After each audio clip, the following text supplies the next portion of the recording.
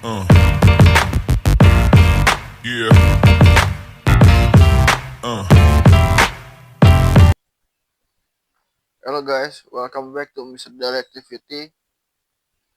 Ini kita bakal ngobrol santai ya, udah lama nggak ngobrol.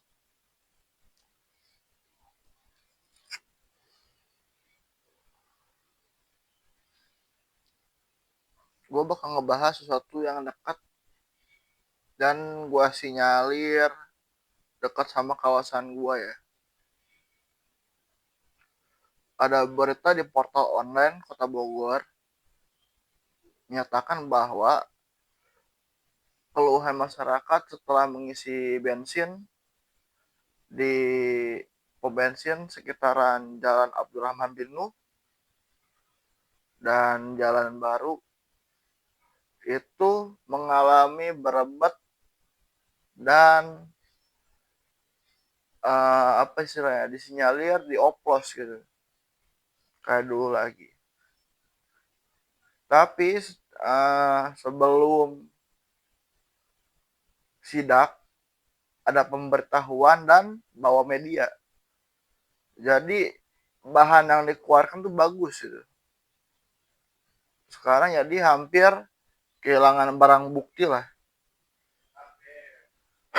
Dan ada orang yang ngeluh di salah satu komentarnya itu, ngeluh motornya berebat tapi dia nggak tahu nih sebab akibatnya. Dan gue nyoba ngejelasin sebab akibatnya dan dianggap cacat logika. Oke, gue sangat terbuka buat diskusi ya. Kita bakal bedah dulu dari masalah utamanya. Masalah utamanya itu kan di Menteri ESDM kita ya, Kanda Bahlil itu, fraksi Golkar apa. Dia ini masalahnya bikin kebijakan yang nggak ada bijak-bijaknya gitu. Kayak pom bensin swasta dilarang untuk impor atau mendapatkan bahan bakunya sendiri kecuali lewat Pertamina. Itu udah jelas ya, dari kebijakan itu aja kita bisa tahu dengan jelas dan secara gamblang bahwa kebijakan itu tuh ada permainan gitu. Ada permainan di situ. Saya tahu lah, jelas lah. Dan setelah diperiksa oleh SPBU swasta, akhirnya mereka ngalah. Oke, kalau memang cuman boleh satu pintu, tapi mereka memastikan bahwa bahan baku yang mereka inginkan itu dipenuhi oleh pihak Pertamina dan ESDM. Akhirnya setelah diuji coba, bensin yang dimiliki oleh Pertamina itu jelek ya, kotor. Makanya mereka nggak mau untuk bekerja sama dengan Pertamina. Makanya hari ini pom bensin swasta di seluruh Indonesia sudah tidak berjualan bensin lagi ya. Jadi kayak jualan kopi, mie, dan oli lah.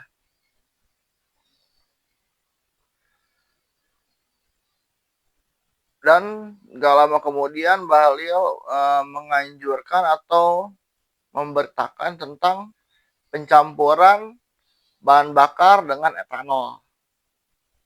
Yang itu bahkan nggak pakai ahli, nggak pakai apa, pengen langsung disahkan gitu. Kita balik ke topik utama. Setelah sekian banyak kejadian-kejadian ini di Bogor, beberapa pengendara mengeluhkan keluhan yang sama di berbagai daerah di Indonesia.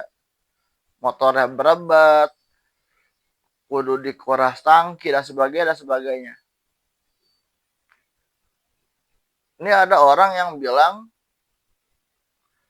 presiden nggak tahu apa-apa, apa hubungannya sama presiden, dan sebagainya. Ini gue kasih tahu ya.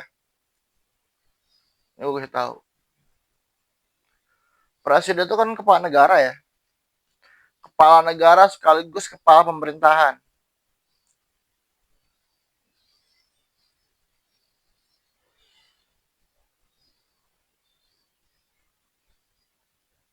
Yang semua kendalinya itu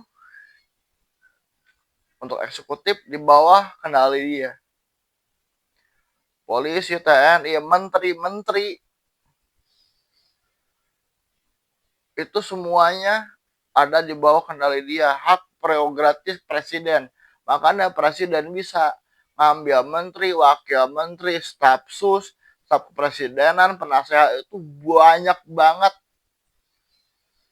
Paling gemuk sepanjang sejarah setelah era reformasi. Itu bisa dicek datanya. Bisa dilihat juga berapa jumlahnya dan siapa ya. Nah, setelah itu ada orang yang bilang, ini nggak mungkin presiden tahu atau terlibat. Oke, anggaplah dia tidak terlibat atau tidak mengambil keuntungan dari situ secara material. Tapi secara politis dia mengambil keuntungan. Dengan apa? Membiarkan orang-orang tidak berkompeten banyak menduduki jabatan strategis lah kayak Menteri SDM ini. Dan dibiarkan tanpa ada pemeriksaan ketat dan sampai hari ini masih bekerja. Entah apa di belakangnya kita nggak tahu, ada lobby-lobby apa mungkin. Tapi yang mesti gue tekanin di sini, ikan busuk itu dimulai dari kepalanya. Kalau presiden diam aja, tahu punya menteri tidak berkompeten, atau dia tidak dapat informasi-informasi, laporan-laporan masyarakat di isu bensin ini kan antara dua, antara laporannya Bahlil ini dipermak sedemikian rupa supaya presiden percaya, atau memang presidennya gampang dibohong-bohongin. Dan keduanya itu salah. Karena apa? Karena dia lebih percaya menterinya dibanding laporan masyarakat yang masif. Contoh kita lihat, gue bilang presiden itu terlibatnya itu dengan apa? Membiarkan kejadian-kejadian ini mencederai nama presiden sendiri, mencederai nama negara, nama eksekutif khususnya. Dengan apa? Aksi kriminalitas dan represif para penegak keamanan sampai mengakibatkan korban jiwa, luka-luka, dan bahkan penangkapan secara apa sebutnya, sewenang-wenang terhadap para aktivis. Dan yang kocaknya, polisi-polisi yang terluka itu malah dinaikkan jabatannya. Dia datang, presiden datang sama korban. Cuman satu korban yang dia datangi, yaitu adalah Afan Kurniawan almarhum, ojek online yang dilindas oleh mobil taktis. Tapi setelah itu penegakan hukumnya tidak berjalan dengan baik. Para pelaku membunuh Afan Kurniawan cuman diberi sanksi administratif dan minta maaf. Wow. Balik lagi ke masalah bensin ini. Dengan laporan masyarakat yang masif, masalah polemik bensin energi ini sangat amat mustahil bagi presiden tidak mengetahui apapun. Berarti itu adalah kesengajaan. Ya, kita lanjut. Jadi hasil kesimpulan gua, presiden mau bagaimanapun tidak mungkin tidak mengetahuinya. Tidak mungkin tidak tahu informasi tersebut. Terus salahnya di mana? Ya itulah sebagai pemimpin, kita itu bertanggung jawab atas segala apa yang kita pimpin. Anak buah kita, apalagi ini kayak presiden gitu, dia itu penguasa negara gitu. Rakyatnya segala macam itu dia mesti update informasi. Harus tahu isu-isu yang mengancam kedaulatan negara. Apalagi di bidang ini energi. Bensin ini kan punya BUMN ya, Pertamina ya. Dan itu menyangkut kepentingan hidup warga Indonesia secara umum. Itu sangat isu yang sangat amat besar gitu. Bukan isu remeh-temeh, ecek-ecek, gosip, isepan jempol itu bukan.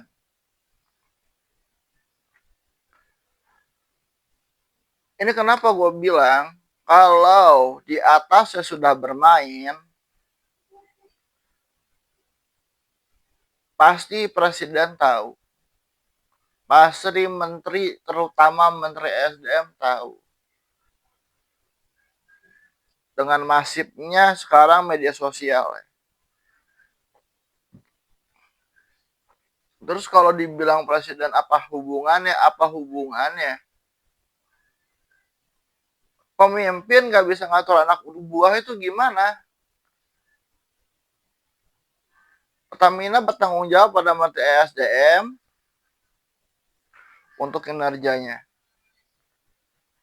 Ini di bawah kinerjanya jelek dan amat sangat busuk akibat dari pembiaran dan kebijakan yang tidak bijak yang dilakukan oleh Menteri SDM. Dan seharusnya, seyogianya, ketika seorang menteri mengeluarkan peraturan, itu harus atas izin dan persetujuan presiden. Dan presiden harus mempertimbangkan segala macam akibat dari kebijakan tersebut. Tapi ini apa yang kita dapat? Bensin nggak berobat ke segala macam dan itu masif. Bukan satu dua orang, bukan satu dua kampung. Hampir rata di seluruh Indonesia, khususnya Pulau Jawa, Jabodetabek khususnya. Kenapa Jabodetabek? Karena penggunanya itu amat sangat banyak dan masif, dan sebagian besar penduduk Indonesia yang paling padat itu ada di Jabodetabek. Jadi wajar ketika gue berasumsi presiden membiarkan. Wajar. Dia punya anak buah namanya Menteri SDM. Menteri SDM ini bikin kebijakan ngaco. Dan kebijakan ngaco itu jadi celah untuk permainan para mafia minyak, migas khususnya di Indonesia. Akhirnya apa? Rakyat jadi korban. Jadi itu ya penjelasan gua. Kenapa presiden terlibat atau mengetahui?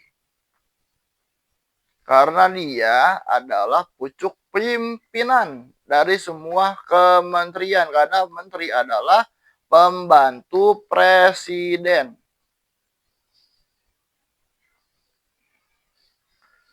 Jadi kalau ada apa-apa, sesuatu yang menyangkut menteri tersebut, apalagi menterinya masih aman sentosa, kasusnya masih marak dan masif, bisa dipastikan logika orang waras dan normal, presiden pasti mengetahui. Kalau udah mengetahui itu gimana apa yang bisa dilakukan presiden? Presiden itu sekarang pimpinan puncak, komandan tertingginya Kapolri, Polisian Indonesia. Usut dong.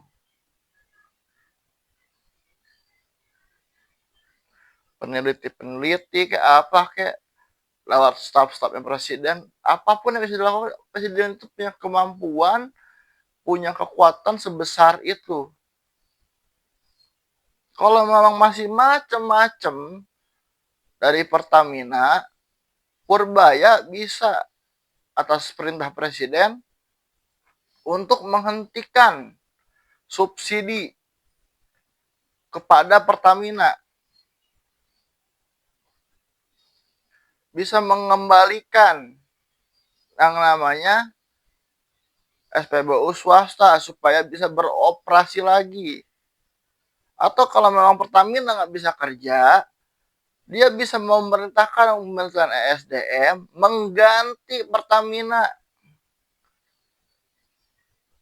lewat bensin-bensin yang lebih murah atau cari sumber yang lebih bagus, memaksimalkan potensi di dalam negeri dan sebagainya.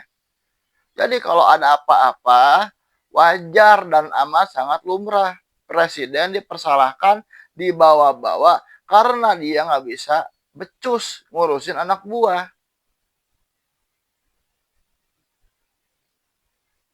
Itu aja dari gua. Sekurang-kurangnya gua minta maaf atas mungkin gua menyinggung perasaan lu yang lembek itu, wahai warga yang buzzer dan penjara pemerintah. Di sini gua netral. Kalau pemerintah bagus, gua apresiasi. Tapi kalau memang mesti dikritisi, apalagi ini menyangkut gua dan banyak orang Indonesia yang memakai kendaraan, mendapatkan bahan bakar dengan kualitas yang amat sangat busuk, dan bisa berpotensi merusak kendaraan kita, dan mengakibatkan kita mengeluarkan uang jauh lebih banyak untuk servis. Jadi gitu aja dari gua. Terima kasih kalau ada banyak salah kata. Kita bakal lanjut lagi ke topik selanjutnya. See you on next video. Bye.